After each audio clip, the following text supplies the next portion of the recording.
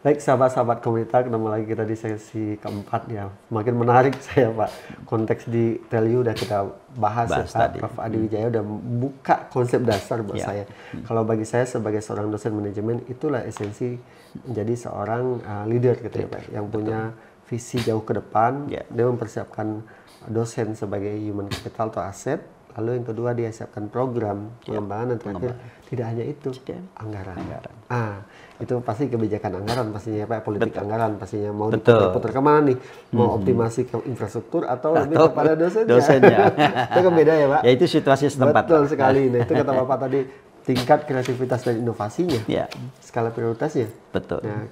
Nah Pak itu kan kalau kita tadi udah kita sentil juga Pak, kalau kita lihat itu ketika perguruan tingginya dukungannya tinggi Pak. Tinggi, ya. betul. Resources-nya cukup lah Pak, betul. ya bagus lah. Bagus. Persis. Pak, cuman kan kata Bapak tadi luar biasa banyak PTS di Indonesia. Betul. Ya, betul. Banyak banget. Ya, di wilayah 3.000-an. 3.000-an. Di wilayah kita aja Jawa Banten berapa? 480-an. Nah, ini kan pasti kalau kita bikin klaster kan berbeda-beda ya Pak. Betul. Kata Bapak disparitasnya tinggi sekali. Betul sekali. Ada yang tinggi, ada yang menengah, ada yang lower. Alit. Betul ya, lower ya Pak ya. Elit dan alit. Dan ada tengah-tengah. Betul. Nah, Pak, kalau bicara sekelas value kita nggak isu lah. Iya. Kita nggak isu. Ya. Beberapa. Nah, tapi yang jadi isu buat kita saat ini adalah bicara yang lower. Ya, resources terbatas. Betul. Nah, Bapak ini ada wawancara dengan Prof. Didin Muhafidin ya Pak ya? Ya. Rektor Al-Ghifari, Universitas Al-Ghifari. Betul. Pak, apa sih yang Bapak tangkap ketika bicara dengan Prof. Didin ini dalam konteks Al-Ghifari, melihat konteks bagaimana meningkatkan profesionalisme dosen untuk menjaga yang namanya kualitas PTS, sementara resources mereka terbatas. Bagaimana Pak? Ya, kita tahu bahwa persyaratan perguruan tinggi kalau berdasarkan SNDikti tentunya salah satunya adalah rasio dosen dan mahasiswa. Betul. Jadi dosen ini menjadi penting karena kuncinya kan di situ. Kalau kemudian satu dari sisi kuantiti dosen tidak memenuhi kuantiti, belum dari sisi kualitas belum memenuhi. Nah, sementara kemampuan ada keterbatasan karena kita resourcesnya terbatas karena kita tahu disparitas perguruan tinggi swasta begitu tinggi. Nah, karena itu ini kan harus ada jalan keluar. Kalau kita mau mengusung bahwa lembaga pendidikan tinggi swasta itu harus kita dorong juga kualitasnya. Ini kan kewajiban tentunya pemerintah dan ya pemerintah yang punya alokasi anggaran tapi masyarakat juga sebetulnya punya kewajiban sama lah kaitannya dengan itu. Nah, karena itu maka dengan dasar yang tadi, dosen ini kan menjadi kunci kan. Dosen.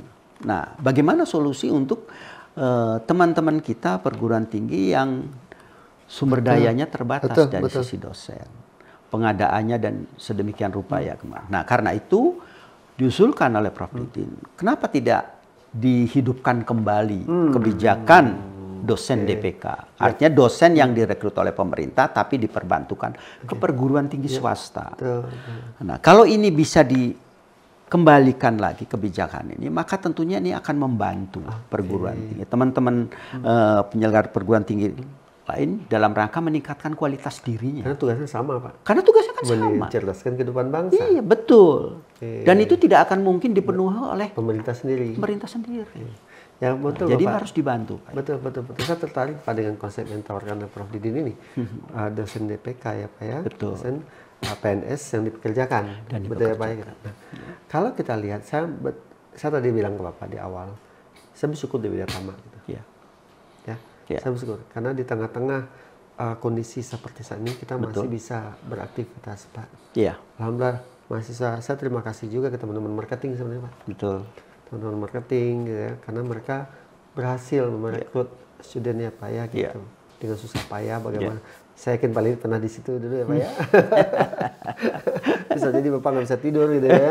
Tengah malam masih keliling-keliling ya Pak ya. Gitu.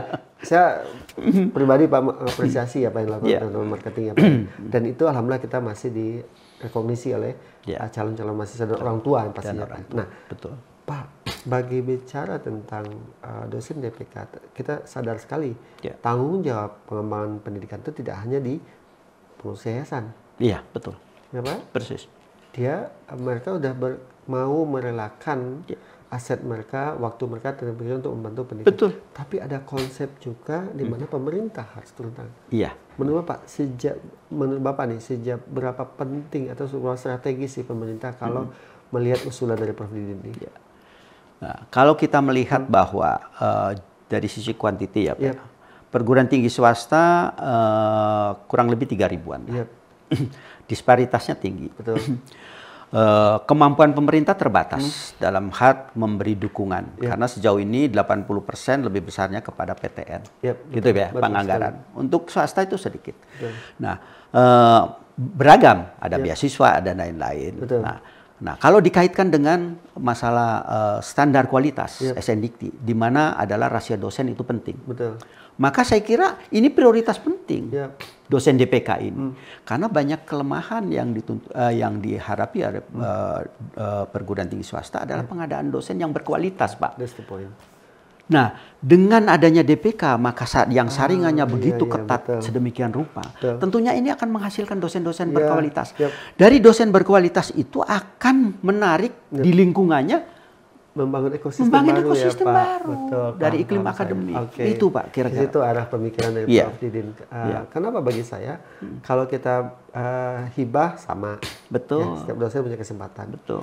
Beasiswa sama. Tetapi kan proses ya Pak. Proses. Dan sifatnya individu. Betul. Tapi ketika dia dosen DPK direkrut oleh pemerintah, mereka punya kerangka berpikir standar tertentu ya Pak ya. Betul. Kalau udah bicara seleksi pasti nggak asal-asalan ya Pak ya gitu. Betul. Lalu yang kedua dia punya persepsi yang berbeda. Betul. Mereka sudah punya ekosistem yang berbeda. Mereka udah di level S2 atau S3 gitu. Ini akan membangun budaya baru ya Pak ya. Di tempat paham saya sekarang Pak. Jadi tidak hanya bicara tentang pemenuhan daripada kuantiti, tapi juga quality bermain di situ. Dan berperan mengembangkan di situ. That's the point. Itu Pak. Makasih Prof. Didin. Luar biasa ya Pak ya pemikiran beliau ya Pak ya. Bapak berhasil menangkap esensi dari Prof. Didin. Bagaimana sejatinya perspektif lain dari tamu atau narasumber kita di majalah ini sehingga membukakan mata kita. Betul. Membuka pemerintah. Semoga diskusi kita ini bisa sampai ke telinga pemerintah. Bahwa sejatinya tanggung jawab pengembangan dosen tidak semata-mata dengan pemberian beasiswa. Tidak semata-mata pemberian dengan hibah-hibah. Tetapi lebih esensial membangun, menyediakan sebuah dosen DPK ditempatkan di PTS itu, membangun budaya baru, membangun kualitas baru sehingga kualitasnya meningkat. Itu ya Pak? Oke. Baik sahabat-sahabat luar biasa Prof. Didin, Rektor Unpari memberikan insight yang luar biasa. Kalau bagi saya itu penting sekali gitu ya bahwa semoga seorang dosen DPK yang ditempatkan di perguruan tinggi yang dalam kondisi resourcesnya terbatas itu akan sangat-sangat seperti apa ya Pak, kekeringan datang air ya Pak. Datang air. Betul, itu akan membuat suasana baru ya. Semoga ini bisa memberikan insight buat teman-teman sekalian ya, dan buat stakeholder yang lain bisa mendukung tulisan daripada pemikiran daripada yang ditulis oleh di majalah Kunta. Baik sahabat-sahabat, kita masuk lagi nanti ke sesi selanjutnya. Ya.